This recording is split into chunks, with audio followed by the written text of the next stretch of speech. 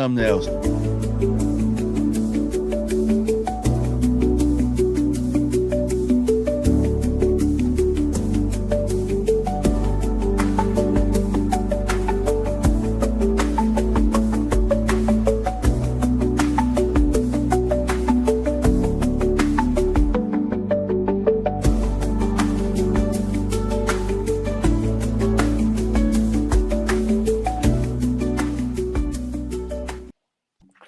Yo, what is up, Cover 3 fam? Man, it's your boy Jay Tuck.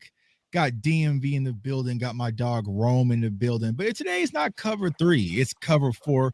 And we got a real special guest. He was so kind to take some time out of his busy schedule as he trained some of these ball hawking corners, getting ready for the NFL Combine and NFL Draft, man.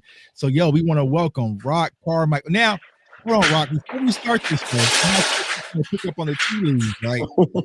This is a Cowboys community. You know what I'm saying? It's a Cowboys community, dog. So, you know what I'm saying? But you in good hands now. I ain't gonna tell everybody what team you played for. You know what I'm saying? But it's a Cowboys community, but you're welcome, bro. Hey, what's going on with you, dog?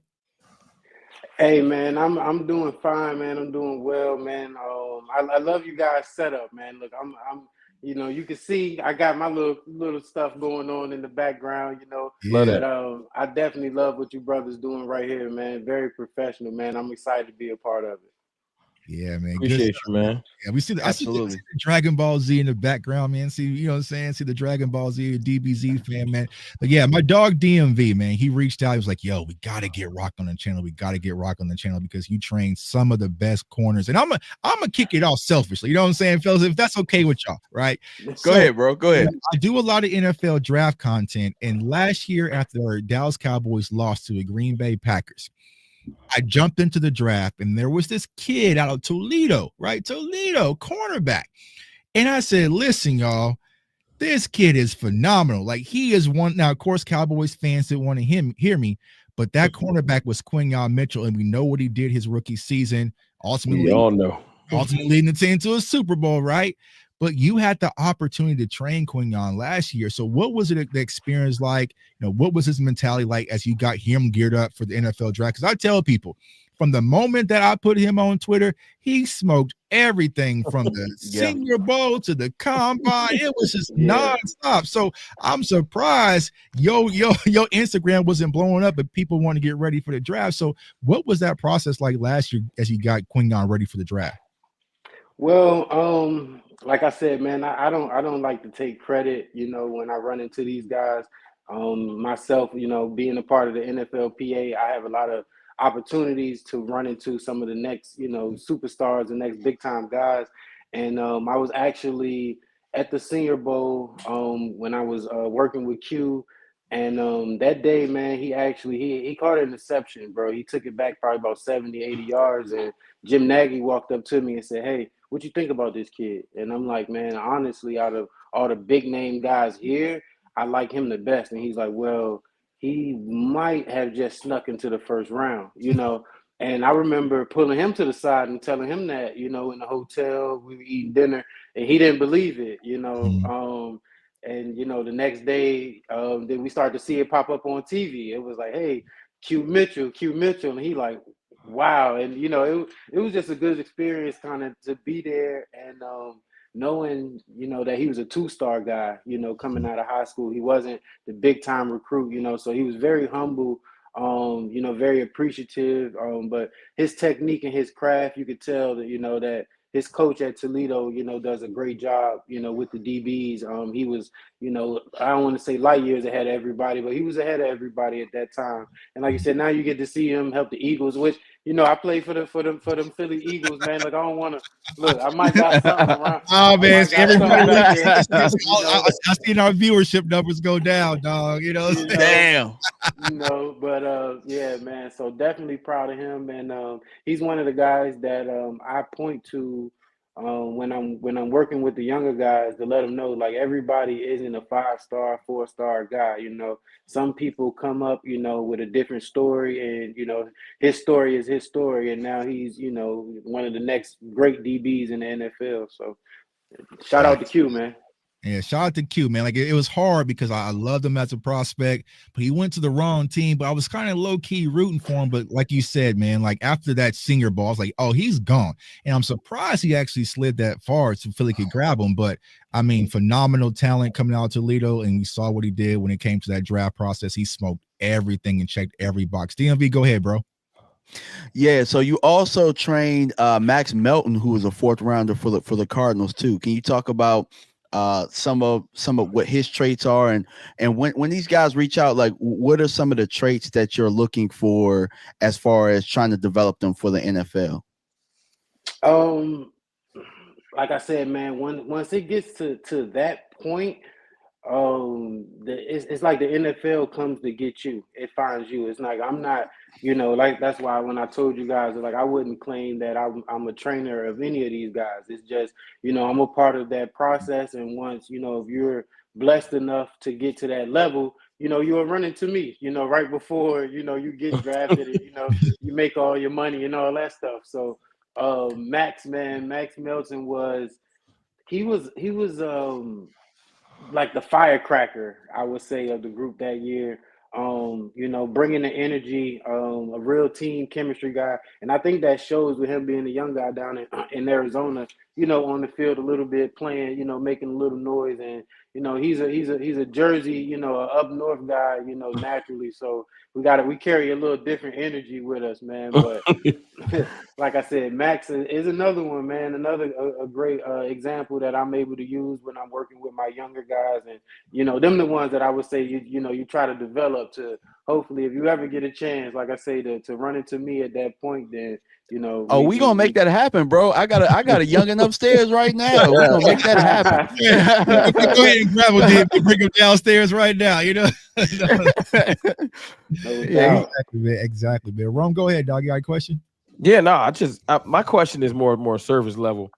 I just want to know, like, when you dealing with these gentlemen, what I'm saying, that come and get a chance to work with you and hone in on their craft, what's something that stands out to you that gives you like an indication, like, oh, he one of those guys, like he's one of those ones that, what's something that you always notice that stands out, like something that you always like, I got one here. You know what I'm saying? Because most of us in this community, we like to think of ourselves as if we're not, scout level, we all like to watch tape in the Cowboys community and just we like to scout players ourselves, but we don't all have like the expert eye. So what's something you look at when you training somebody where you like, that stands out to me?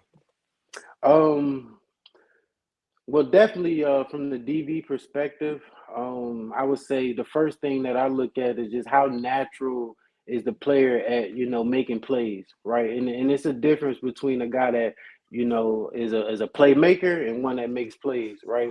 Your playmaker guys, of course, example, the Travis Hunters can go out there and do something crazy, make it happen, for the team, when the team need it. Now the other guys, are able to go out there and play team football and make the plays that come to them.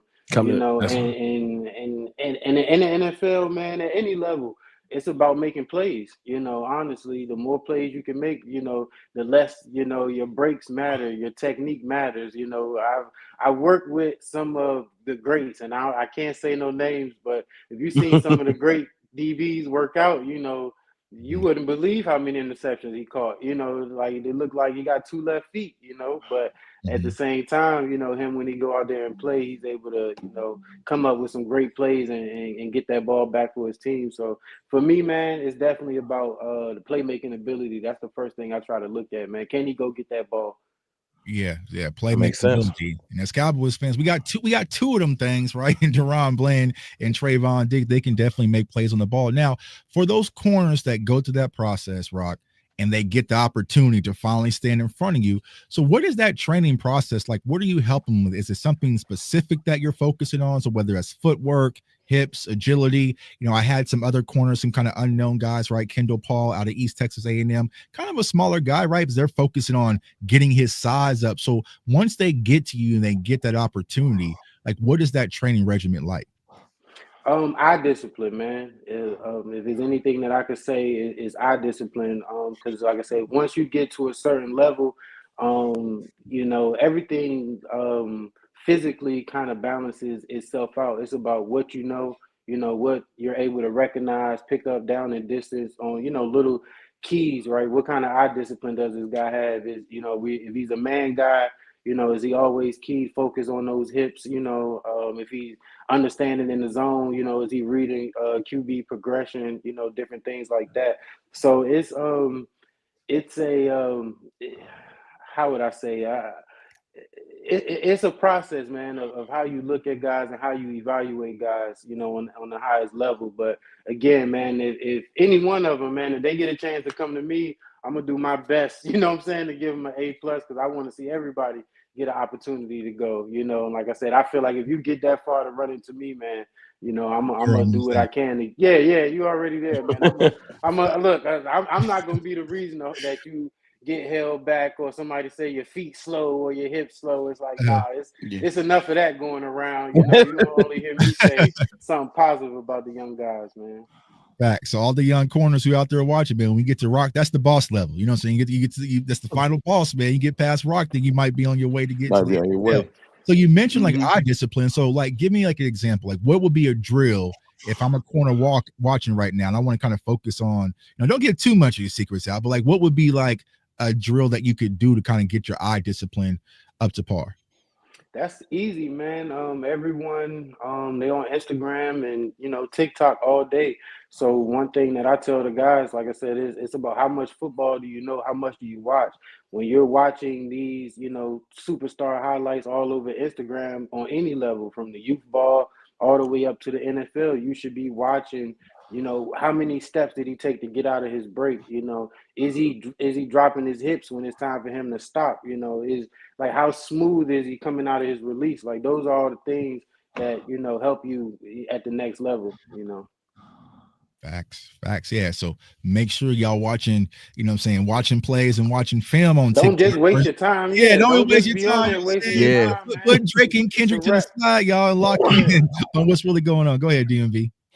Yeah. So, bro, we saw you had a lot of clips at the Senior Bowl, so you were definitely plugged in there. But what I want to talk about is Virginia Tech. You went to Virginia Tech. I probably ran into you. Your face looked real familiar because I took my son out there for a prospect visit.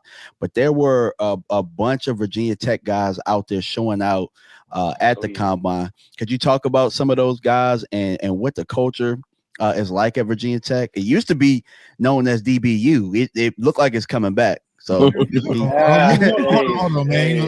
I had to throw that dig at you, bro. That's another conversation. Hopefully we can get that title back, man. But Virginia Tech. First of all, I would say Virginia Tech used to be known, for just guys that work hard. We used to look at ourselves as, the blue collar guys. We look at the UVA as the white collar guys, suit and tie guys. We just come to work and do what we supposed to do. And we've been struggling the last few years. I agree to that. But recently we had guys like the running back Tootin. I think he just broke like legendary Kevin Jones, record. He was a first round running back out of Virginia Tech. That happened this year. We had Dorian Strong at corner, had a great year. We had a few wide receivers. Jalen Lane, was down at the Senior Bowl representing. And I can't think, I'm slipping on number 5, big number 5. He wore number 5 at the Senior Bowl. What's his name, man? Big kid. I'm slipping on his name right now. And Peebles, we had a D lineman named Peebles was cooking. He was cooking. Peebles, right? Yeah, Peebles did his thing too, man. But I think it's at the end of the day, man, it's just the area. That Virginia Beach, Richmond, up to that DC area, has some pretty good football talent.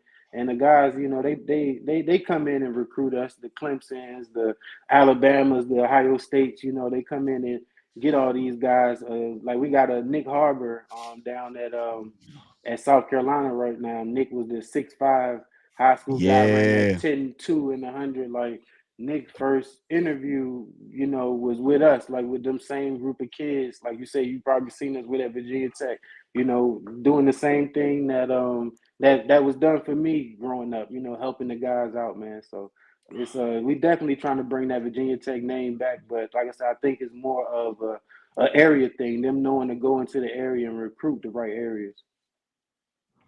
Go ahead, Ron. Yeah, no, I'm the irony is, I went to school at Virginia Union, so I'm familiar with that area. Oh yeah, Um, yeah. you know what I'm saying? So, um, hearing about some of the players and you guys doing the recruiting in that area, I think that's dope. What would be some advice you would give to any young players or people that might be watching this stream that we might not get to talk to directly, but just some type of advice you would give them on their journey to try and be great? Something that you would tell somebody that might come under you. I know you said that you try to get the players to stay focused since they always got their phone in their hand. Trust me, I got kids. I know what that's about.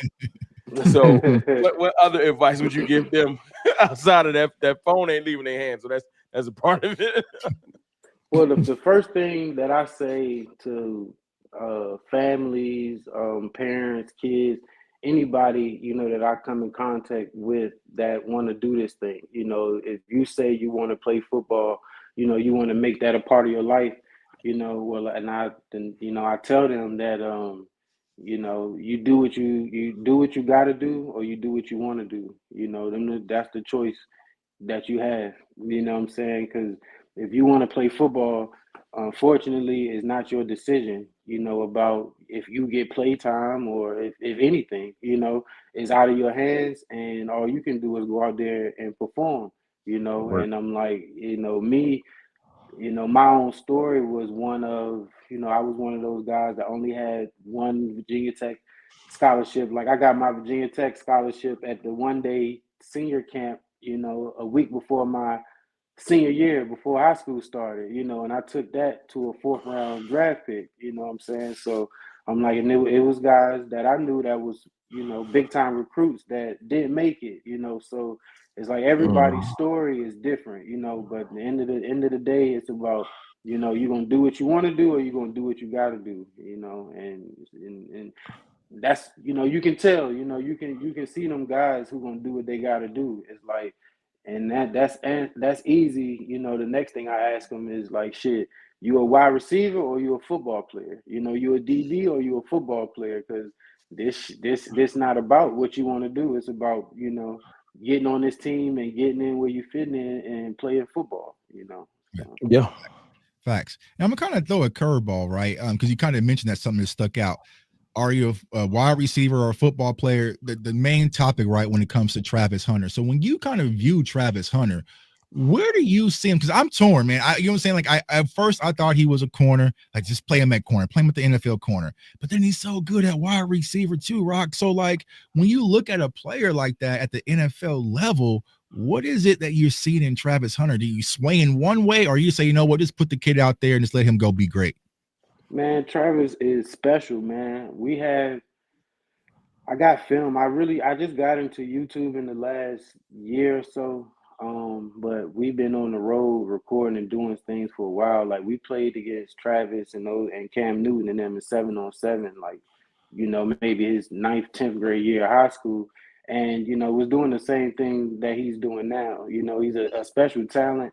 I think it will take a lot for him to do that in the NFL at the highest level, Mhm. but I think he might be one that can do it, man. I think they should let him do whatever the hell Travis want to do. Right. You know what I'm saying? If he want to go out there and catch the play, throw him the deep ball. You know what I'm saying? I'm like, because what he gonna do is he gonna, even if he hurt himself, that's proven. He gonna go up there and he gonna come down with the ball. And it's like, hey, it might last 20 years, it might last 2 years, but that's on him. But from my experience seeing the kid play, I'm like, shoot, man, when you got people like that, you got to let them play, man. Like, Let them he play. should be treated like Dion, when Dion was playing both sides of the ball, I Mhm. think at least. Yeah, I agree. And like I said, selfishly, Florida State guy, I had Travis Hunter right there, and Dion once again picked me off, right, and ran into the crib. Colorado, pick six, man. But he is just that damn talented. But I watched him since he was a kid because I know he was high on the Florida State radar because his parents went for Florida State. So I thought he was just going to fall to us. But that's a whole nother story. Now, speaking of Travis Hunter, speaking of some of the corners you talked about Dorian Strong. We also got Quincy Riley. We'll talk about them here in a second. But next week is the NFL Combine, and it'll be my first kind of attending. I'm so excited for that. I know you've done it numerous times. So what is that experience like just for you, just from a scouting perspective? But what is it like for the players and the mindset that every minor detail. We're gonna be out there watching, right? So what is that process like for yourself, but also for the players? Well, for the players, whew, it's it's a stressful week. That we like. I went to the combine in 2011. I played in the Senior Bowl in 2011. And both of those weeks were very intense. Um, and at the combine, man, I would say, man, it's even crazy thinking about it. It's like it's 32 teams in the league, right? Mhm. Every team you have to meet with every team doctor, and if it's something wrong with your shoulder, Mhm. every team gonna make you go through their MRI machine. You know what I'm saying? Mm. So it's like the stress, the stuff that they doing during the week before they do the drills is what you have to be prepared for. The football part, that's the easy part. Like that's Mhm. cool. That's gonna be, it's basic drills, things you've been doing your whole life. It ain't nothing new.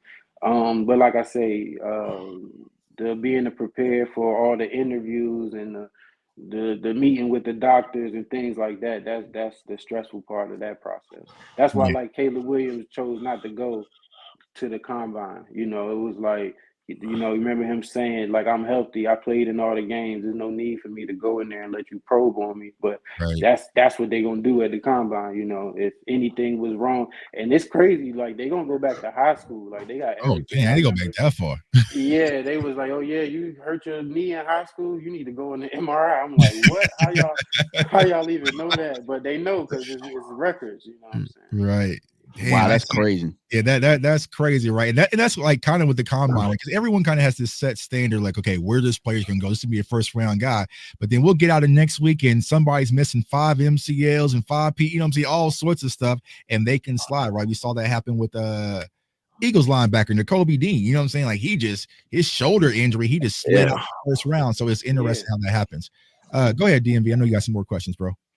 Yeah, so I'm actually going to ask about Dorian Strong, because I know that you've had some experience with Dorian, also him coming out of Virginia Tech. I was going to ask, Cowboys Nation, we are at a position where we need some depth at corner. And I noticed that Dorian coming into the Senior Bowl was somebody that was considered middle of the pack, but he had a pretty good, solid Senior Bowl. Like, tell our fan base, why should we draft Dorian Strong? Like, why should we consider him as a corner? What are some of the traits that he offers that would make him somebody that would fit into our football team? Well, Dorian Strong, man, comes from a long line of Virginia Tech DBs. And not just saying that, him being a Virginia Tech guy, now when I was training Dorian coming out of middle school, teaching him, these techniques and things that I learned, then, he went on to become his own man. And what he brings to the game now, I like his height, his arm length. I think he is a more solid corner than the guys that are there now, meaning his techniques and like I said, being a playmaker, versus a player, what I'm saying, is like Mhm. he's not gonna go Hmm. out there and be Diggs and try to jump and make. Go. It's Oh, getting hot. You know what I'm saying? It's getting hot. It's getting dang. hot. Dang, you want that bar, man? He He'll wanted to leave us jump on a back in. cliffhanger. Cliffhanger. Oh On man. the next episode of Dragon Ball Z. Hey man, but I hope y'all enjoying the content. Quick break, right? Like break. Make sure y'all liking all the channels, sharing this content, because this is some insight that y'all not gonna get everywhere. You know what I'm saying? Y'all not gonna get everywhere. And like I said, this is someone who's played the game at the high level and is trading some of the best. You're getting some real insight as these players gear up for the NFL draft. But damn, Yeah. I want that dig. You know what I'm saying? I want that dig clip. You know what I'm saying? Yeah, he was right there, bro. Nah, man. That's what everybody was waiting on. We was waiting on that, right? Yeah. So hopefully you'll jump right back in, man. But like I said, subscribe to all the channels. Y'all like, share, get the content up. Y'all know what it We is. see all y'all in the comments too. Cover three. Yeah, we'll get to y'all super chats and all, man. But like I said, Roc Carmichael, played for the Philadelphia Eagles, drafted by the Texans, right? I think he was drafted by the Yeah, he was drafted by the Texans. And I actually had some questions about the NFLPA. You know what I'm saying? Because I do know somebody who was the president of it. So I was Mhm. going to ask some of those questions too, Yeah. so, You gonna because make him that feel was something I didn't know. He gonna feel like you poking and proud of him, man. Shoot me a text. Yeah, man. Exactly, man. But like, let's talk about it real quick, and so hopefully we can get Rock back in, and maybe his phone died or whatnot. But Rome, you asked a good question about corner. Trayvon Diggs, signed him. DaRon Bland, does he return? I was having that conversation, like when he came back from the injury, it didn't look the same, but I think they would. More than likely, I think the Cowboys fans are high on J. Lou, but like, where would you prioritize corner when it comes to addressing it as far as the draft is concerned, Ron? I would look, as far as the draft, I would love to grab somebody in a later round because, like, I'm not letting no other positions jump line on these weapons. I'm sorry. Right. Y'all gonna have to just be mad. Yeah, I see the offensive line. I see the offensive line Twitter trying to make that push. It's like Zach Martin. Like, nah. Yeah, I know Zach Martin retired. Here y'all come. And there's no disrespect.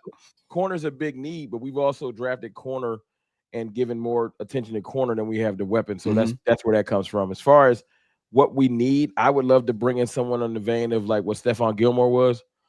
Again, I wouldn't say go get Gilly again. You might that well might be dry. But I would love to bring in a veteran corner because we have two corners that we would love to see healthy. Now, if that doesn't come to fruition, that's fine. But I think drafting the corner super high it could throw off the morale of the team because it almost would seem like you throwing away Trayvon Diggs. We're in a very contentious time where people don't know how much they believe in DaRon Bland. They want to, but they don't know how much they do. And then with Trayvon Diggs, we all believe in Trayvon Diggs, but now we just want him to be healthy. You know what I'm saying? So I think a veteran corner could be what you call that Band-Aid until our corners can get back right.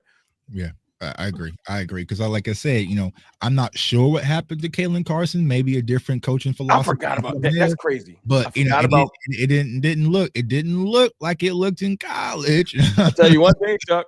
I bet you I ain't calling him a seatbelt no more. No, sir. But Rome, I think corner and edge are the only ones that at 12 that I would consider taking if it's not a weapon, just because of what's going on. It's not even about taking them if it's not a weapon. It depends on how it falls. But if Genty or Tet McMillan's there and you take Will Johnson. Yeah. No, I'm talking about if they're not there. If they're not there, that's Yeah. All right, Rock's back in the building. Rock back in the building. Put the rocks up, man. You was heating up, bro. You was heating up when you dropped off, man. So you were talking about Dorian Strong, right? And kind of how he would fit in Dallas. So go ahead and get back to your thoughts, bro. Yeah, man. I think Dorian is a real solid corner, man. Plays well in the run, not afraid to come up there and bite. One of them guys, good feet, smooth hips, but like I said, he still has that Virginia Tech lineage. So any of, the true fans out there, if you know football, is like you getting one of them old school Bud Foster defensive backs, you know what I'm saying? And Dorian be solid for the Cowboys. I mean, he might want to go to the Commanders, you know what I'm saying? I don't want to get into that now. I don't want to get into that right now. Left hand up? Nah. Yeah, I refuse. No, he does fit that Dan Quinn mold, right? Dan Quinn likes he does, bro. I mean, there's another one, my guy Azare Thomas out of Florida State, like he just feels Dan Quinnish, but we ain't talking about the Commanders right now. Now, speaking of the other corner, right? Because you mentioned something. He has size, he has the physicality, the arm lift, measurables. Me personally, I'm not much of a measurables guy, but I know I understand why it's important at the cornerback position. But Quincy Riley, right? He's about 5'9", 5'10" right? So doesn't have the same size as Dorian, but he's scrappy, especially in zone coverage. Didn't play a lot of man at Louisville, but talk a little bit about him and his skill set and what he can bring to the NFL team at the next level. Riley, man, Riley is scrappy. I think he reminds me kind of like the guy Max Melton we talked about that went to the Cardinals. I think Riley would get to a team and be able to help whoever right away, especially like in that nickel spot. He, like you said, he didn't play a lot of man in college, but when he got out there to the Senior Bowl, his man reps were perfect. When he like he covered some of the big time receivers and, was running step for step with those guys. Then it made me think about, I was like, well, shoot, he reminded me of Alexander up there for the Packers, another Louisville guy. He kind of like that same style of play. Like that's what Riley brings to the table. So now I had a good time watching him, and he's another guy that I've been watching since coming out of high school, man. So I'm very excited to see him and his journey. Right, you can't measure heart, and like I said, when you watch Quincy No. Riley, it's just like he's just all over the place, right? So like, Yeah. he's what we say, he has that dog in him. I know it's kind of cliche Yeah. these days, but he definitely has that dog and that fight in him. Rome, do you have any questions? We're not gonna keep you all day, Rock. I know you're super busy. You got any more Nah, questions? man, I'm having fun with y'all. All right, cool. Let's keep rocking it. We're gonna keep rocking. All right, I got another easy question for you. Who your favorite corner in the draft? Will Johnson. Will Johnson. What do you like about Will Johnson? Yeah, so see, Ro, see, I don't care. I still want he started to pick up steam in Dallas. So tell us a little bit about Will Johnson. Was on this stream. I want this. Ron wants to run it. Ron wants all offensive. I ain't gonna just toss Ron out there. I want offensive weapons too, right? I do too, bro. But Will Johnson is talented. So tell us a little bit about Will. Everybody want the offensive weapons till it's time to win some championships, man. We've been neglecting them for years, man. We ain't draft one since CD. Facts. Hey, that's half a decade ago. Yeah. Right. 2020. Dang, crazy to think about that, right? It was pre-pandemic we drafted. But whole time Philly be drafting defensive guys. They buy their offensive weapons. But see, they get defensive weapons. They get fun positions. Like they get defensive weapons. Yeah, we'll do a defensive tackle. We do because the Cowboys think they can get a receiver and keep him for 20 years. That's right. Recipe. You know what I'm saying? Instead of getting them young boys, they want to keep everybody for 20 years. That'd be our problem. Right. Yeah. Facts. But yeah, talk a little bit about Will Johnson. Will Johnson, he's another one, man. I think the game is actually getting better, overall. I think with the young guys coming up, like, football now having those 7-on-7 circuits and all the different camp circuits, it's kind of like AAU basketball in a sense where you get the Travis Hunters and the Will Johnsons. They've been competing against each other since high school. Back in the day, you only played against your local, talent or whatever, make it the states, whoever was good around your way. But now, like I say, with the different travel superstar teams, it's like these guys have been competing and learning, from high level people for a long time. And I think with Will Johnson, if you study him, like if you look at him this year tape, I personally think he took his foot off the gas once he realized Michigan wasn't the Michigan, of old. But if you go back and look at how he played throughout the whole season last year, he has that. Like I say, he's not Dion, but he Charles Woodson though. You know what I'm saying? Like he Champ Bailey for sure. You know what I'm saying? Like he not prime, but it's like he's a corner's corner. Like he's gonna jump, when it's time to jump those quick balls, like look at what he did to Marvin Harrison Jr. You know what I'm saying? I'm talking about picking off slants. He's setting off from 7 yards, coming downhill, picking off slants, picking off high balls, so he's special. It's just, I know, like this year, Michigan was getting beat up. I could see it in his eyes. He was like, man, there's some money to make. Let me take my foot off the gas. Right. Yeah, and I think the interesting piece that we're to look at, especially when it comes to corner this year, is that defensive player of the year, Patrick Surtain. It wasn't, a few years ago we were having the same conversation. And Patrick Surtain, he was a technician. Like everything was just there. I mean, right. It was a deep corner draft too. That was a deep. So you had him, you had Horn, and then the other kid who had the back injuries, right? But then you saw Patrick Surtain. You also saw another kid who I thought was phenomenal in Christian Gonzalez, kind of one of those technicians. So you're kind of seeing the premium corner. It kind of varies, but then last year when Quignon slid a little bit. So I think with Will Johnson, it might be in the conversation a little bit. But I want to talk about another player, and if you don't want to talk about it, I definitely understand. But he was one of my favorite prospects last year, and he unfortunately passed away, which was Kyrie Jackson. And he went to Minnesota, had the unfortunate tragic accident. So for the people who really didn't get the close opportunity to kind of know what he was like, what was he like as a person, as a player, and some of the things you experienced being next to Kyrie? Yeah, man. Well, I got a treat for you. Oh no. Come on, man. Come on, internet. Come on, dog. Come on. Damn. Yeah, man. Got me ready too. Yeah, man. Look, hey, look, I was getting the tissue out. Oh, there's back. Did you hear that? No, we hear none of that. Man. I hear none of that. Okay. All right. So Kyrie and Kyrie Jackson and Dorian Strong were opposite corners in high school. They went to the same high school, played together. So those guys, whew, like when I was playing for the Eagles, I used to come home and do workouts and you know give out my Eagles gloves and things like that. And Kyrie, I put it up on my YouTube. He told a story about me coming home and doing that, and those gloves kind of like what made him believe that he could be in the make it to the league too. Like gave him that hope. And seeing him go from the JUCO to Bama to Oregon, was a great process. And then him getting that chance to be down at the Senior Bowl, like I say, when if you guys, man, hopefully and it's easy get a media pass, but if you get to go I'm down going there, next year. I'm going. Yeah, we I'm got going. we gotta put it, man. I hate that they have it so close to the Super Bowl, but next year, man, I got to get to the Senior Bowl. I got to get. Yeah, that'd be my issue too, because it's like I'm out. You're out for a week at the Senior Bowl, then the next week is Super Bowl, then after that you got Combine. It's like I can't be that. I can't be away from home all year. Yeah, You know what I'm saying?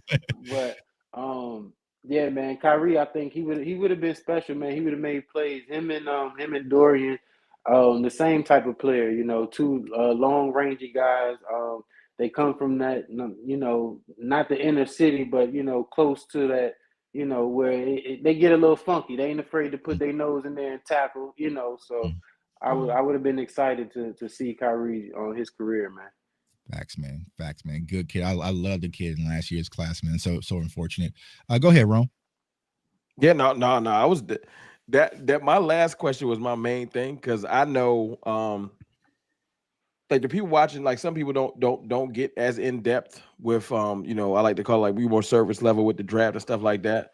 So when you get somebody that has a mind that's more draft forward, like you and DMV, you get another gentleman in here, you kind of want to hear their thought process, because we all doing our PFF mock draft thing. So I asked you who your favorite corner is, who your sleeper corner, who's somebody that's not going in the first couple of rounds that might be like, you should probably keep your eye on him. I like the guy, man, Stout from Western Kentucky. Did you guys see him at the Senior Bowl? I did not. That's why I asked you. I'm gonna go look. Yeah. Oh, I'll write that name down now. Is it Upton Stout, something like that? There you go. Yeah, Upton Stout. Yeah. Stout. Is he like a nickel, or is he more of an outside? I think he would be more of the nickel role, and I brung him up because, man, and no disrespect to him, right? But I'm like, this guy was probably about 5'9", dog. You know what I'm saying? Like, when you seen him, out there, it was like, you got this little corner out here, like, but he, again, like, he wasn't getting beat, strapping everybody, running step for step. He made a lot of plays on the ball. And then I got another one, too. I like, what's my man from UCF? He was tall, long corner from UCF. Is it Adams? BJ Adams. Yeah. Now make sure y'all writing these names down. He giving you some gems. Yeah. Right now. BJ Adams is another one that's he's gonna make a lot of plays. Like, BJ Adams and Quincy Riley made the most plays at the Senior Bowl. Like, BJ Riley, he had so many, like, man-on-man interceptions. You know what I mean? Which is rare to see from a defensive back. Like, you see a lot of interceptions in zone. You don't see a lot of interceptions in man. So that's yeah. The thing that stood out to me about Quincy at the Senior Bowl was how swagged out he was, because I knew that they had the one-on-one section at the end of practice when they had the best on best, and they put him up against Restrepo, and he strapped him up. And I was like, because at the time we're looking for a receiver in Dallas, right? So I had my eyes on Restrepo, and I'm just like, man, who is that strapped him? And then it just you kept seeing Riley, and then I don't know if you know my guy Foots the King, but he was out there at the Senior Bowl. Shout out to Foots. Yeah. And he was telling me about Quincy Riley, and Aisha Morrison was telling me about Quincy Riley. And then to know that you work with him, I was like, damn, that's crazy. So yeah, Dallas. If we got any front office people watching, man, Right. Quincy Riley, throw him on the list. Y'all ain't gonna say nothing. Y'all ain't here. They gonna say no, yeah, they definitely watching, right? And that's the thing, Cowboys Nation. Y'all know Senior Bowl is our go-to, so we leave them with something from that Senior Bowl. We leave them with something.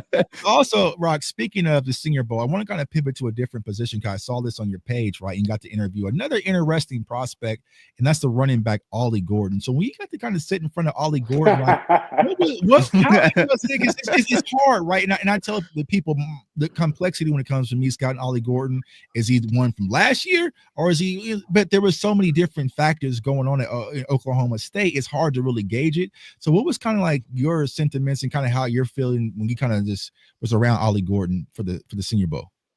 Well, Ollie Gordon probably has had the biggest. I ain't gonna say the biggest character there, but probably like top 2 or 3 character guys there. Like every time you see him, he was cracking a joke. You know what I mean, making you smile. Like just he was a fun guy to be around. Now on the football field, man, he kind of reminds me. He brings that Adrian Peterson style of running back, right? He's big, bro. Like he's not a small guy, you know, like 6'3" and whatever, however much you weigh. Like, and he's one of them guys. You shake his hand, it's like, damn, this hand like a brick, boy. You know what I'm saying? I'm like, what's up? Right. You know, but like I said, another good energy guy. But yeah, man, I you know, like I said, man, if it was up to me, I would big up all the guys, you know, but I definitely think once you get to that level, like you have, it's something special about each and every one of those guys. And for me playing, you know, pro ball, honestly, man, it's so situational. You know, it's just about, you know, where they get drafted to and if it's the right fit, you know, for them and your style of play. That's more what it's about than, you know, can the guy actually do it or not? You know, because it's systems. You know, if he can fit in that system. But I liked him a lot, man, and I like that running back from SMU a lot too. He looked really good. I heard Brashard Smith was out there cooking. I did see him too. He looked like every time he's making big plays. Talking about weapons. So he's known. He's known as a guy that's, you know, a little bit smaller at the running back position. But like, does he look small in person? Because there's people that like might be 190, but they look 200 something pounds. Can you talk about his build and durability? Yeah, he looked good, man. He looked about the same size as Trevor Etienne. You know, it's like we wasn't like height guys, but you know, when it come to build and, you know, getting through that hole, he looked good. He was just more natural, I'll say, of a cutter. You know, once he was, you know, he get the ball in his hand, like making his decisions, it looked real smooth. I got a piece of back behind the scenes, I guess, info I can tell you guys. So Chris Johnson was there working with the running backs this year, and his running back pick was man, there's so many. I don't want to get his name wrong. His running back of the week was from Syracuse. What? Oh yeah. I forget his name. God, I know who you're talking about. I posted a picture. Hold on. He the one who be catching all the passes and stuff. I haven't gotten to him yet. He was number 1 at Syracuse. Quint. My bad. Yeah. Quint. Yeah. My bad. My bad. That's my dog too, man. That is my dog. Like, he was another one. Like I said, he was a really, really great guy. But like he was the jackrabbit, I'll say, out of the running back. Like he pat. He looked really, really good. That boy from Delaware looked good. I'm just telling you what I heard the great legendary Chris Johnson talk about, you know, when we was having to go after practice and talk about what players we like. Yeah, you know. Marcus Yarns. I pulled up the list now. I'm looking now. Yeah. You put stars and circling. Yeah. Oh, you're not, because I'm doing a mock draft later.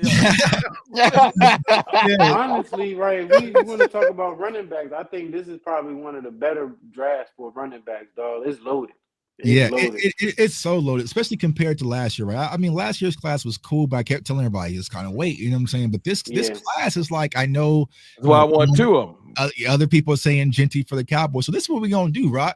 I say we're not gonna hold you for a mock draft, because we keep you all damn night, but we're gonna put you on the clock, and you are the Dallas Cowboys scout, and you about to make the pick for the Dallas Cowboys at 12. Who is gonna pick? Who only? Yeah. Hey, do the right thing, man. Do the right thing. Yeah. We got an eagle. We got an eagle. So he's gonna give us a place kicker or something like give that. us a punter. Nah, he about to give us a lineman again. Look, me and my brother, we had this conversation all the time, man. I think that's a great spot for Genty, honestly. Yeah, like that's just the truth, I know y'all in the chat rocking with that. Let's go.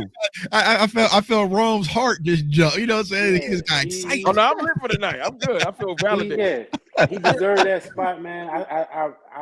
I just like the Cowboys for him. I think the Cowboys know how to build a line. I don't think it's been the O-line that has been in, the past couple years. But if they can put an O-line together like they had a couple years ago with Genty back there, man, it's going to be special. And like you said, you still need, two backs, in this league. You need somebody else. So it's a nice field for running backs, the young guys this year. Yeah. Y'all hear that, Cowboys Nation? So Yeah. Roc Carmichael is saying, colorful charts do not matter. Because there's a bunch of people, Rock, who'll bring a colorful chart in front of us and say, you don't draft running backs in the first round. Yeah, watch when this run on running backs happen this year. When they all get yanked in the second, then we're going to be looking foolish, right? So it's like, nah, man, go get talent. I play from the Cowboys perspective. Go out there and get talent and get what you need, bro. But yo, Rock, it was fun. Thank you for spending time. Absolutely. Appreciate you, my brother. Do it again. You know what I'm saying? You more than Absolutely. welcome to Cover 3 show, but we can make it a Cover 4. You know what I'm saying? Run a little match. But for the people who are seeing you for the first time, tell everybody where they can find you, bro. Hey, man, definitely appreciate you guys for having me on. But Roc Carmichael on YouTube, just type in Roc Carmichael. Go check out some of the Senior Bowl videos, some of the shorts and things. I put up some of those clips, and Instagram, Roc Carmichael, all that stuff, man. Just Roc Carmichael. That's it. That's all y'all need. Tap in. Definitely give him a call. You guys get that insight. And we might have to bring him back on and talk a little anime and Dragon Ball Z, man. I'm good friends with Dez, and he's in the anime and Dragon Ball Z. We've been playing Sparkling Zero, you know what I'm saying? Dragon Ball Z game. So, we'll have to come back on and talk a little anime. But thanks again, bro, for pushing. We got so much insight. I know the fan base appreciate you. And even us, bro. You know what I'm saying? Sometimes it's good where we ain't got to do all the talking. We kind of sit back and let you cook, man, because we learned a lot. And I definitely circled some of these names on my Excel sheet. And it was good for me to talk to people that know what they talking about. You know what I'm saying? It's like it's different than talking to guys that, no disrespect, but I deal with the parents and the younger guys that not really at this level yet. They can't really go back and forth with this. So, and I'm like, y'all help me get some of these thoughts off my chest too. So absolutely. That's good, bro. We love the draft, man. And, all of us, seeing these young men, I'm sure it's the same for you, seeing some of these young men's dreams come true. I've been having some guys who are kind of just, diamonds in the rough, right? But, they got an opportunity. They got, whether it's a Big 12 combine or a pro day, right? And give them the opportunity to use my platform and kind of share their journey. So it means the world to me, but it also means the world to them. I'm just giving the opportunity because, we know you've been through it yourself, going through the frustrations, going through the stress, and this is definitely an opportunity that can change your life, man. So kudos to you, man. Salute to everything that you're doing, and we definitely appreciate your insight, bro. Yes, sir. Yeah. And one more thing for you, Rock, before you go out, man. I got a youngin over at Virginia Tech right now, Josh Clark. You probably know Josh. You know what I'm saying? Yeah. Look out for my young boy out there, man. Look out for him. No doubt. I'm supposed to go up next weekend and do some work with the DBs up there. So he gonna be in that bunch for sure. Absolutely. Appreciate you, bro. Appreciate you, sure, man. Appreciate y'all, man. All right, fellas. All right. Appreciate you, bro. All right, go. All right, y'all. That is Roc Carmichael, former Philadelphia Eagle. But like I said, insight, bro. I love getting that knowledge. I love getting that insight, man, because they're around some of the best in the world, and just even little things that they're trained on, right? Because like I said, I play linebacker, DMV, you play running back, right? So it's like eye discipline. I didn't know that's a huge important thing that they're focusing on and training on nonstop. I was thinking you're working on hips and shuttle and all sorts of stuff, back pedal, like those things. Like, nah, you pretty much either got it or you don't, right? But it's really focusing on the eye discipline And so that's kind of cool because like I love nerdy content like that, y'all. I'm weird like that. I want to know what these players are eating. Like even some of these players I've been having on my show. What do y'all eat? Like how much do y'all count your calories and protein? They're like, yeah, we eating almost like 6,000 calories. I'm like, God. Yeah, man, That's crazy. If I eat 6,000 calories, I'm done. I'm done for the weekend. If I eat that 6,000 calories today, I'm gonna gain 8 pounds, bro. Bro, yeah, because I had a Kendall Paul, and he hit me in the corner from Texas A&M. He was like, "Man, these scouts are saying, Tuck, I need to get to 165. I'm at 160. I'm like, bro, I can do that tonight. I can get. You know what I'm saying? I'm a tablet. 20 pounds if you need it. Facts. Yeah, man. I was like, hey, bro, cut some bacon off my back. There's a Chinese buffet across the street from my house. I guarantee you put about 8 on ASAP, man. Bro, it's the metabolism. They burn through that joint while eating it. Bro, I'm so jealous, dog. Like when I'm around these athletes, the appetites that they have, and it just doesn't stay. Like eat some cheesecake and grow abs. Yeah, that's what I'm saying, bro. Like this, but he'll eat like a steak dinner like at midnight and be up in the morning, bro. If I do that, I'm done for like, you know what I'm saying? So it's just that old. I'm done for a week. I remember, yo. But yo, we're not gonna keep it all night. We know it's Friday. Cover 3, like, share the content. Let's see if we got any super chats. Rome, you got any super chats? I got a super chat from Jeremy Rutherford. He's just saying my dog Cowboys up. That was earlier. Yeah. Yeah, boom. Appreciate you, Jeremy, man. So appreciate all of everybody in the chat, man. I know we jumped in, we went straight to business. We didn't get a chance to I know we supposed to talk draft talk. If you got Rome, you had to be out at look, man, we could do 10-15 minutes if y'all want to do what y'all want to do. A quick mock. You want to do what you want to do? Let's get. Was there any hot topic buttons of the Cowboys? Honestly, I ain't been paying attention to the Cowboys. You know what I'm saying? I ain't on this. Was it? I will say this. Zach Martin retired, of course. I'll bring up the hot button topic. Look, Zach retired. Salute to Zach Martin. You know what I'm saying? And I know what happened is everybody in Cowboys Nation that built Lou popped in the right time. Salute to Lou's takes, man. One of the best in the game. Right. Please subscribe to his channel. Very headstrong gentleman, and I appreciate his content. Mm-hmm. I know when crisis happens, you go back to what you used to. Mm-hmm. And just seeing, we all knew Zach probably wasn't coming back. No one should be shocked. Zach hinted at not coming back when he talked to Tuck the other week. Right. So we knew it was going to happen, but it's just the fact of seeing it. You know what I'm saying? So as soon as Zach officially retires, people freak out. Guess we got to go get a guard or tackle. No, we don't. No, we don't. Calm down. We got some depth. We can get better, but we are okay. We're a lot better at O-line than we are anything else. That's my... Say it again, please. We're a lot better at O-line than anything else. That's the best. That's the best group on our team, bro. If you line up the rooms, and you say, okay, so who's in the running back room? And then Deuce Vaughn stepped to the front, no disrespect to Deuce, and Hunter Lipke, that's it. And then you say, well, what about defensive tackle? And I know you like, but Mozzie Smith ain't this, and Osa leaving. But then you realize, just like running back, like everybody likes to throw it in my face. I know you strongly disagree. I don't care. We want to bring Lou on, man. We want to bring on Lou. Lou need to come on. Dog, there's no way Lou can look at this roster right now with the guys we don't have signed and say that the offensive line ain't the most strong group that we have. He can tackle deep too. I see the case he can make. But man, it would be a gut. It would break my ribs if we call out. I say, what's the case? Corner, safety? No, I mean, linebacker. The case is, I'm not going to speak for Lou, but the case that I would make is we saw what Philly is building the trenches with their defensive front. We know what San Fran does with their defensive front. We know what Detroit has on their defensive front. So you're gonna have to protect that. But I want some weapons, dog. Defense. I was talking about offensive line. Offensive line is the strongest point, but defensive trenches, I'm talking about how do we to stop. What is a fight that we fighting a fixed fight though? Philly got those trench picks and stuff like that because they was willing to trade off their quarterback.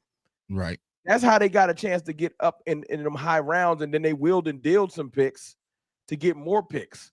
Right. So they were aggressive enough to earn those picks to pick when you have a bunch of picks because you was wheeling and dealing, you can grab a weapon and you can grab a DT or a corner or whatever. Cowboys like to stick and pick and be stubborn with what they get. And that's why we in this situation now where we're having a conversation about should we get this or that when it should be, well, how about we get that in free agency, but we draft that. Right. And here's why I'll make my pitch for weapons, right?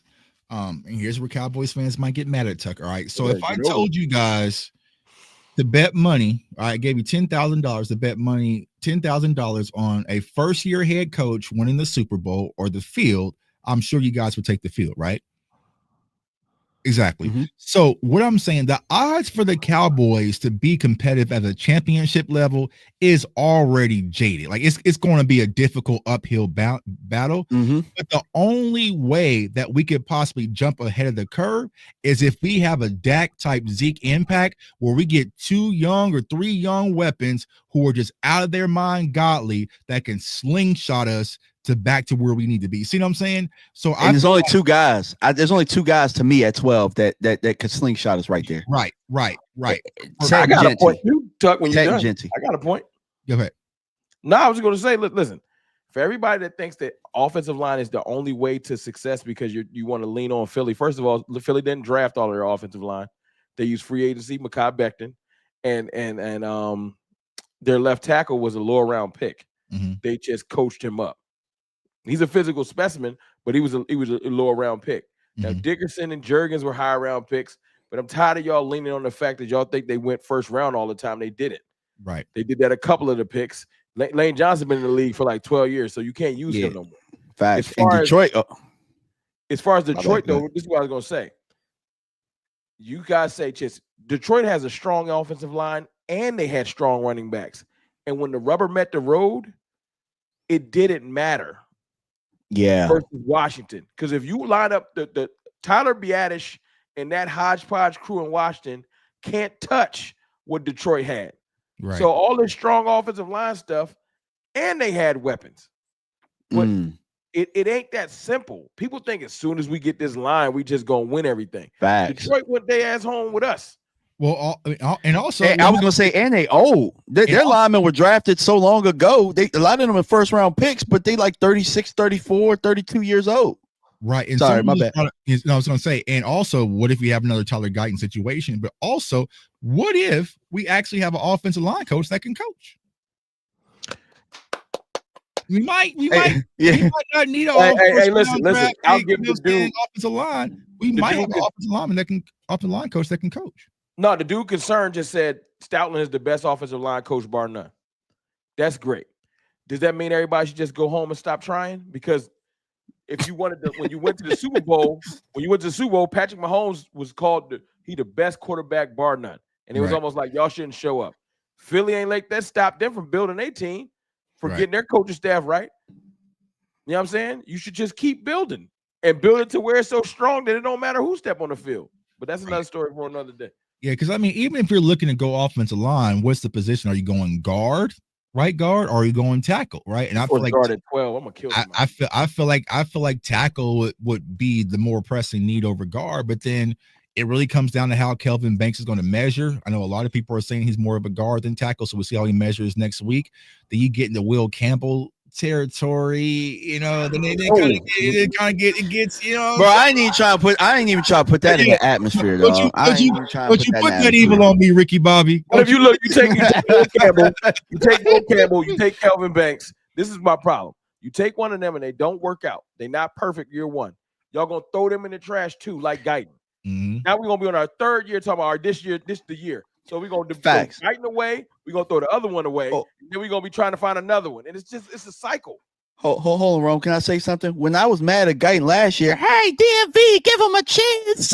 Give him a chance, DMV. Bro, do y'all remember how Cowboys fans bombed on me after the Tyler Guyton draft because I said it's gonna take a while? You know what I'm saying? Like there was, and give him a chance. Like, bro, they bombed we don't on me. I was like, bro, it's going to be a project play. It's going to be a project. When I'm the one who broke this film down, right? But then y'all remember, he had a rep versus Micah in camp, and then he had. I remember I was one of them. Crosby, everybody was like, "You got one." Cowboys don't miss in the first round. We don't miss in the first round. It wasn't that. It was the fact that he survived Myles Garrett. That's when I lost it. And I was just like, "Damn, bro!" Like all I said is that it's going to take him some time. oh, see, Tuck, you wrong. You just being negative. You know what I'm saying? Like it's crazy. So like, yeah, like some of these guys is going to take a little bit to cook. But like I said, Kelvin Banks, and then he get blown off the ball one because it happens to rookie. They all gonna be like, man, we gotta get another guard next year. And I'll be like, okay, so like you gonna just keep drafting linemen, and if they make one mistake, it's over. Like what happened to Austin Richards? Remember everyone lost Austin, and then it's like, no, you know what I'm saying? TJ Bass, like, can't none of these guys play? You know Newsflash: the next guard won't be Zach Martin in his prime. That is almost impossible to replace. So don't think about that. Right. No, we keep getting these. We keep getting these Southwest Airline offensive linemen and Spirit wide receivers. Right. Yeah, like, right. Yeah. You know what I'm saying?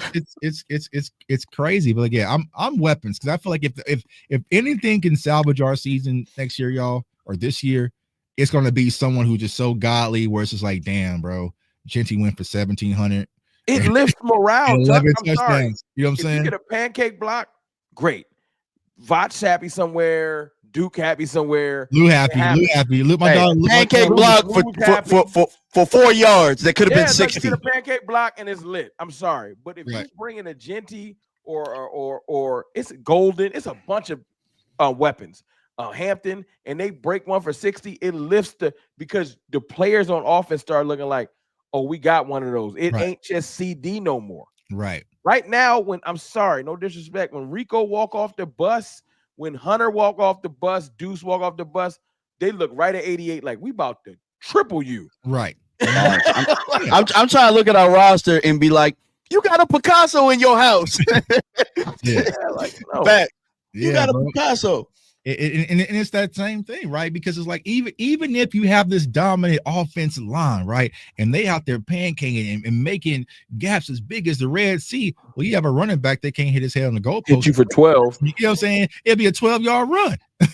Congratulations. You know what I'm just saying, top 3 rounds. I've been doing mocks. I don't even be going weapons first 2 rounds. I'm okay if you grab there's enough receivers. It's just those first 3. 2 of the 3 have to be a receiver and running back. However, that combo needs to work. So if you do force alignment in the first round, it better be receiver and running back them next 2 rounds. I better not have no discussion. Right. Facts. So what happens is they'll sit back, they'll get comfortable. We don't have a 4th round pick and say, oh, we can get one the 5th, and we'll be sitting there on this watching the draft. There we go. There goes Tootin. Oh, damn. There goes Devin Neal. Oh, damn. There goes. Okay. Well, oh, damn. Gordon went earlier. That's now. And then we're sitting there. And it's some guy from Northeast Michigan State that we're getting the 6th round. I've been trading back though. This is my new rule. If Genty or Tet not there, trade back into the 20s. You can pick up. I know. Does this draft compensation work? Because I've been wanting to ask somebody. Because I think PFF be having me tripping. If you drop back 10 spots from a top 10, top 15 pick to the 20s, can you get a second, or is that automatically a 3rd? Yeah, I think it's got to be a second. Yeah, you can get a second for that. Because sometimes you be thinking that I might be just winning because I'm using PFF. No. So that draft compensation works. Yeah. Sometimes. And the crazy thing about this, Tuck, I'm gonna ask Tuck and Rome. Have y'all been looking at other people's draft lists like CBS Sports, NFL Draft Buzz, like NFL and their top 50s? All right, so everybody's looks different, right? Like they're scattered all over the place, right? Like, I mean, like nobody, like, I mean, there's some consensus guys, but for the most part, I think over the next couple of weeks, a lot of people's ideas of what they thought was like this person going to be there or that person, I think it's going to completely flip after the combine. Yeah, it's going to flip. Right. Yeah. Nothing completely flip. Everything is all fun, and then is when we'll see the Jackson Dart shoots up, and then that's when we'll see some of the rumors. And like Rock was saying with the injury, so we probably got one more week. I'll be out there, but once that happens, then we'll start to really get things to shape up a little bit because that's rumor season. But also we got to also be aware of free agency, right? If we go out and sign Rico to $6 million, $7 million, please Jesus, kiss Genty goodbye. You know what I'm saying? Why can't we just sign another running? I'm sorry. I think why we can't sign another running back that's not a Cowboy? You know what I'm saying? Like that hasn't been here. Rico, I feel like Rico gonna swing on us what he said. Like, bro, I apologize, Rico. It's not you. No, I want Rico to get his bag, dog. I really do. I want Rico to get his bag. I mean, listen, I just don't. We're sports fans. We sorry we get emotional. No disrespect to Rico, but we just want what's best for the Cowboys. We see a 30-yard run all year. We starved. Don't get mad at us. You know Yeah. what I'm saying? Yeah, If I'm gonna pay $6 million, I'd rather just be the 12th pick. right. Like, And somebody asked, was like, Tuck, what's your problem with Rico? I was like, man, he's good, but a Chrysler 300 don't look like a Phantom until you pull up next to a Phantom, bro. Like, you have Rico until you pull up to a Saquon Barkley, or you pull up to a Bijan Robinson, or you pull up, you know what I'm saying, to damn, you know what I'm saying? Like, it don't look the same.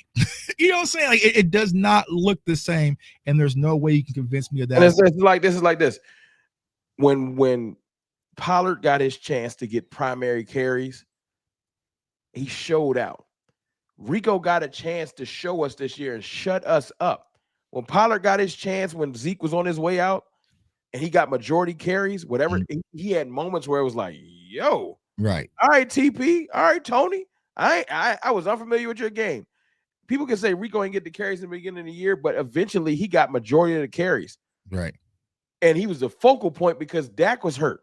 Right. And I ain't see it. And I'm sorry. What you want me to do? Oh, well, Rome, if you look at it from week 12, what you want me to do? I'm sorry. And I'll take Gibbs. Nick Chubb tonight. I know Nick Chubb almost 30 right now off the injury. I'll take Aaron Jones. I'll take Aaron Jones. There's a bunch of them. And it's gonna be funny if Shotty brings back Zeke. I will. Now, if Rico goes somewhere, Don't do it, dog. I think it'd be hilarious. I'd be hilarious. Jerry got Mike McCarthy. Hey, I'll tell you what though. If Shotty would have bring back Zeke, I don't even want like people gonna be mad at me for saying this. Bro, that would mean it was Mike. That would mean it was all Mike. Everybody else. 1,000% Mike. It was 1,000% Mike. You see what I'm saying? Don't like us no more. Zeke is done with the Cowboys. Now Jerry got Mike up out the way. Hey, bro, you know what I'm saying? I gotta get rid of him real quick, dog. You stay right there. You know what I'm saying? Oh man, I'm deleting Twitter if that happens that day, bro. Because I want no smoke. You can text Mama E. Yo, Zeke is fed up with us. I'm already sure. Oh yeah. Y'all don't appreciate me. I'm out. So skeptical Cowboys fans, especially the $10 super chat. What happened to Deuce Vaughn and Dalvin Cook? Dalvin Cook was on a 1 year, so he gone. Dalvin Cook was the troll Tuck, bro. It's just like, all right, I'm gonna give you your boy for 4 carries, bro, and how I'm put him on practice squad. That's what you get. You know what I'm saying? I think Deuce will be on our practice squad. Yeah. Him and Jalen Brooks holding it down. You think so? I think Deuce gonna be on the roster, maybe because Oh, yeah. Our line coach. Yeah. You got K-State. Right. He could be our fourth. He could be our third or fourth. They'll give him some special teams role. Yeah. You know, so it just is what it is. But yo, like I said, man, we're gonna keep you all night. We know it's Friday. We're gonna do this a lot more because we got some stuff to talk about. But yo, man, shouts out to the community. You know, I felt like, you know, there was a lot of things kind of going on, circulating, not gonna dive too deep in it, but a lot of y'all smart, a lot of y'all are kind of keeping y'all head on the swivel. Y'all know what to listen to, what to ignore. I want to say it. Say it. Go ahead if you want to. I was being nice. Hey, I was about to hum the band music. I was being nice today. You know, I ain't trying to mess up anything, but DMV said y'all gotta stop acting like bitches, man. And I felt that even on my it's not that you can't be mad and complain, but like we supposed to be together. Right. And we just be mad about anything. Like we're in here complaining about Rico, but if Rico come back, I damn sure gonna try to find ways and hope that he can be successful. Right. Hell yeah. Right. We be just complaining about good players at this point. Like, and it's just like, yo, man, what you want us to do? You want us to go out there with nobody? Like, you know what I'm saying? Like, we don't like nothing on this team. Like, there's teams out there that don't got some players like not even close to a Dak or a Micah or a CD. And I didn't battle with Cowboys fans about if CD was a number 1 for 2 years. Right. I'm currently battling about Micah, and I'm in an endless fire battle with people about Dak Prescott. And I'm like, yo, you know how many teams would let out those 3? They want a whole new team of some people, right? We should trade Micah for some picks. Okay, I said, well, I'd cut his ass. That's just a famous line. I'd cut his ass. Or I'll trade Micah and get some picks. Like, okay, well, who are you gonna draft? Then they come back to me. I don't know, Tuck. Who should we get, bro? No. I'm telling you. So it's a really bad team with like no stars. Y'all want to be the Bears? Y'all want to be the Carolina Panthers? Yeah, the Carolina Panthers. Like, damn, that's home. You know what I'm saying? Like, the Carolina Panthers is packing people. You know what I'm saying? But that's what they want. Better. I'm just trying to think of a team where that's it. Nobody that's established. They want the Panthers. Nobody. You want to be the Titans? You want to be the Titans? Yeah, we be the Titans. You want to be the Titans. You want to be Titans. Nobody talks. No one has a commercial. No one has a. Come on, y'all. Like I said, we got to be better. We got to be better. We all frustrated. We all frustrated. But to sit here and deliberately tear down players for no reason, like at least let the players give us a reason to be mad. Like we just be forcing something. That's why we mad, Tuck. We all frustrated, so we mad at each other. Yeah. We mad at the players. We just mad at everything because we can't have no prosperity. So we right. It's nothing that nobody can do right now, bro. We could have made the NFC Championship. I mean, the NFC Championship game, and there's nothing we could do about anything. Right. There's nothing. Like right now, it's the time to process. It's the time for everybody to try and get better. It's the time to throw out the ideas for who we can get in free agency, who we can get as a the rookies, the draft, all that. Like that's the time right now. It's not the time to Micah is podcasting too much. No, now is the time for him to podcast. Right now is the time for him to talk. And I'm gonna give you guys a Tuck tip, a J Tuck tip. Everybody listening, right? Tuck talk. You are frustrated about the Dallas Cowboys.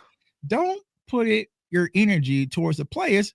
Put it towards the front office. You know what I'm saying? Now, if you want to tear down somebody, if you want to do a smear campaign, if you want to talk about somebody having a sexual assault scandal that keeps getting pushed back, put that at the front office.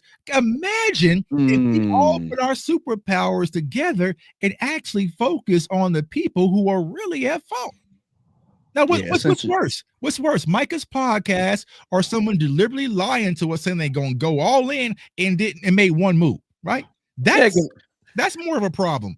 They mad at that, but they ain't mad at that Netflix announcement. Right, the Netflix announcement or going publicly saying, hey, your quarterback's going to learn to do more with less, right? That, I don't care what Micah said about Derrick Henry. Grabbed at Jalen Hurts the other week. Yeah, so it's just like, so it's like that's where we should be pointing our anger. That's where our tiki torches should be going up there, not for a player doing a 30-minute podcast on the free time.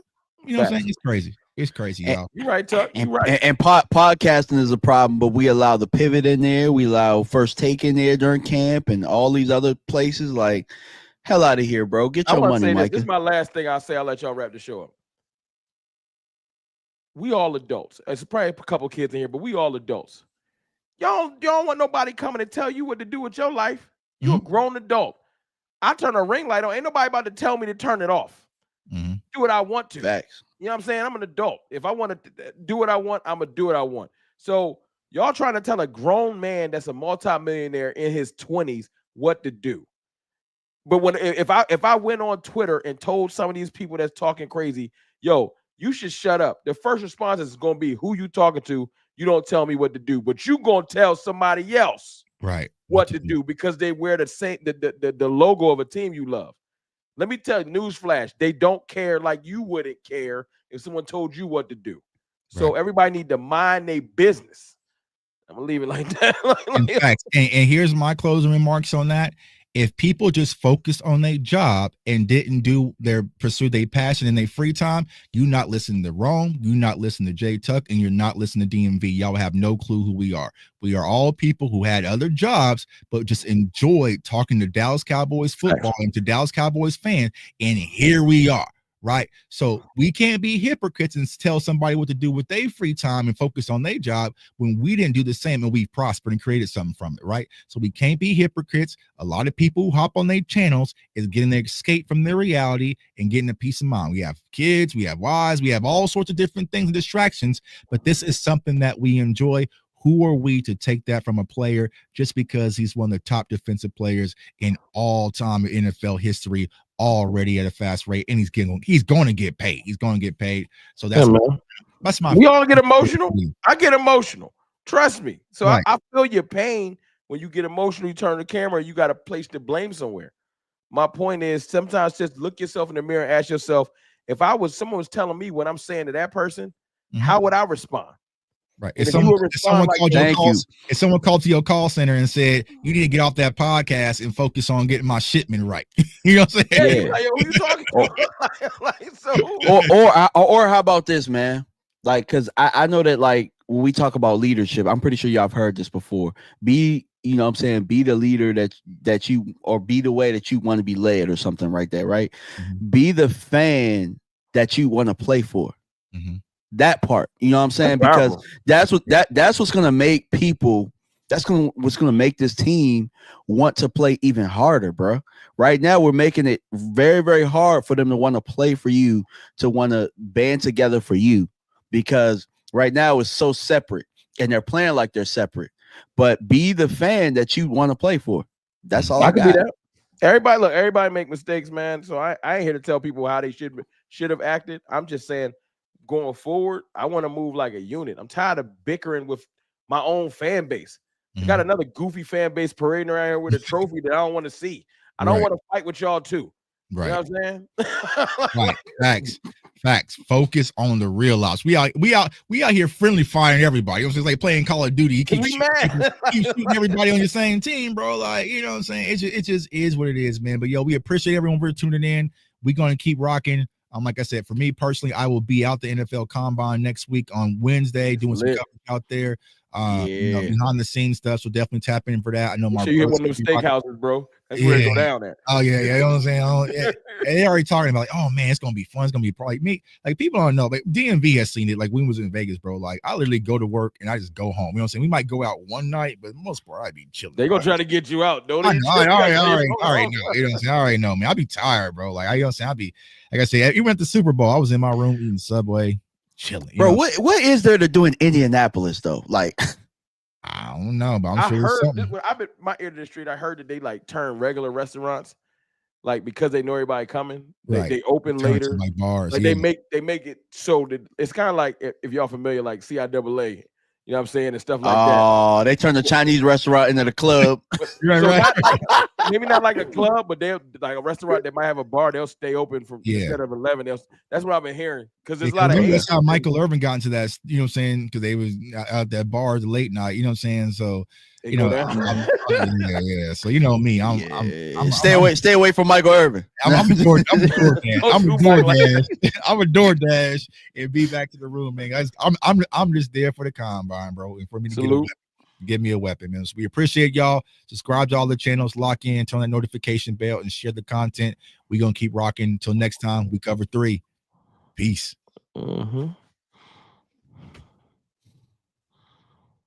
This video is brought to you by BetUS Online Sportsbook and Casino. And right now, BetUS is offering exclusive deals. So go over to BetUS, use the code YouTube150, and they are offering 150% up to $2,000 bonus deposit on your first deposit and 125% on your next 2. So if you want to win money this NFL season and use free money, you cannot beat free money. Go over to BetUS, use the code YouTube150, and let's get this money game.